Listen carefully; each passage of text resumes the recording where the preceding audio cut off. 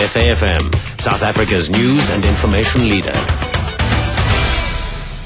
Top stories this hour: a dark weekend on Western Cape roads and leading Togolese football players killed. Good morning, I'm Tracy Bumgard.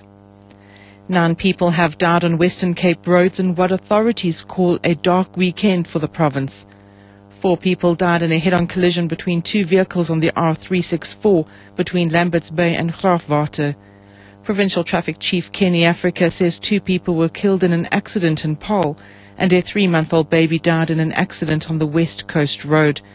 Africa says most of the accidents were caused by speeding and the disregard for road rules. This cannot go on. We must stop this carnage on our roads. Most of these accidents occurred late night, early morning hours, and because of excessively high speed, people who do not adhere to the rules of the road, overtaking in the face of oncoming traffic, not making sure that the vehicles are roadworthy. All these things are contributing factors. At least 3 people were reported killed and scores more injured in the Democratic Republic of Congo's capital, Kinshasa. Violent clashes broke out between police and supporters for presidential candidates incumbent President Joseph Kabila and his main rival, Etienne Tshisekedi.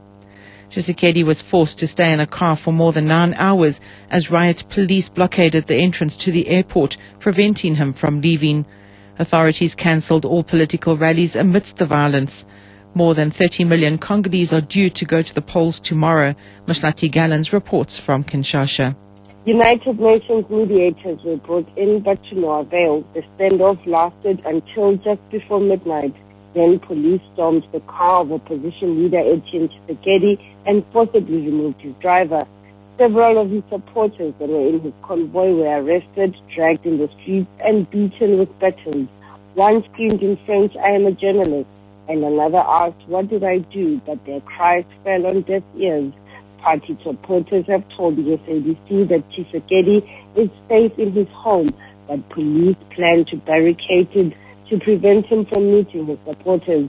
The streets of Kinshasa are quiet, many frightened by the day's event. Mashlati Gallans, SABC News, Kinshasa, DRC. This week, the Origin Centre at Wits University hosted its last public lecture.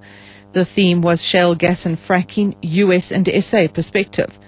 Oil giant Shell's aspirations to explore natural gas in the Karoo Basin have been met with opposition from environmental groups. Director of the Institute for Groundwater Studies at the University of the Free State, Dr. Donnie Vermeulen, says more studies need to be conducted on this kind of exploration. There's a moratorium on fracking, but we say please lift the moratorium just on exploration so that we at least can drill a couple of holes. I mean, it's not going to be big issues. It's not going to be environmental disasters. And just see, is there gas? We don't know if we have the gas. In South Africa, we've got a lot of dolerite intrusion in our shales, which they don't have in the US. And we don't know if the intrusions destroy the gas or it actually improve the volume of gas. So we basically don't know. And we say, please lift the moratorium just on exploration so that we at least have an idea, scientists, what is going on.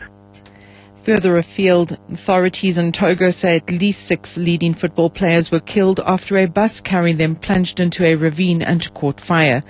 The accident happened 160 kilometers north of the capital, Lomé. As the Airtwell Feline team was traveling to a match, nearly 30 were critically injured. President Forne Singbe ordered that the injured be taken to a military hospital in Lome.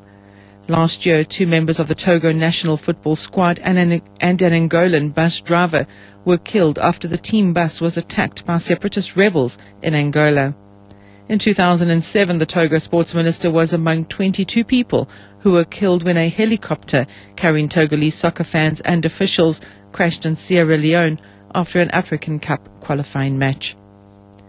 An early general election is to be held in Yemen in February under the terms of a deal signed this week designed to end months of violent protests.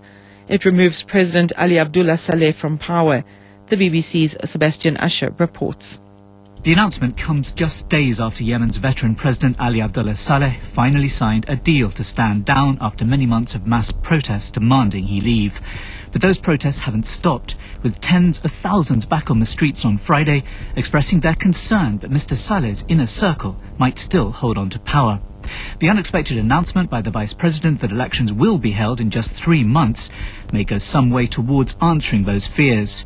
It will also reinforce the sense that Mr. Saleh, who's now in Saudi Arabia, is finally gone after 3 decades and despite a seemingly inexhaustible capacity for staying in power.